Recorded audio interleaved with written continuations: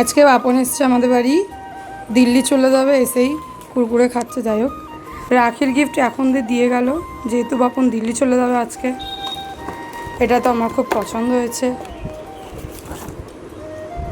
কবে আসবে তো জানি না, এখন দিয়ে সব দিয়ে যাচ্ছে।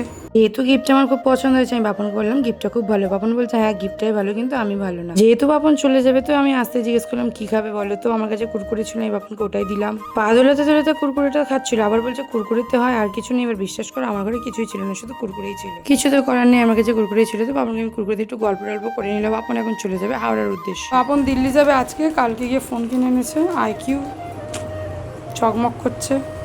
বাপন তো বেরিয়ে পড়লো, এসে তো আমাকে রাখির গিফটটা দিয়ে গেল। জানি না আর কবে আসবে। যেহেতু ওর ট্রেন হাওড়া থেকে, তার জন্য সবার সাথে আগে থাকতে বেরিয়ে দেখা করতে এসেছে। বাপন আসবে আসবে এটাই বেশ ভালো লাগে। এই যে চলে যাচ্ছে, আর তো আসবে কবে তার নেই ঠিক, কিন্তু একটু মন খারাপ। ওকে তো বলে দিলাম দেখে শুনে যেও, গিয়ে ফোন টোন করো। এই যে আমাকে বললো আমি আসছি, তো আমি বললাম ঠিক আছে। বাড়ি গিয়ে বেরিয়ে পড়বে হাওড়া স্টেশনে। তো ভিডিওটাই পর্যন্ত।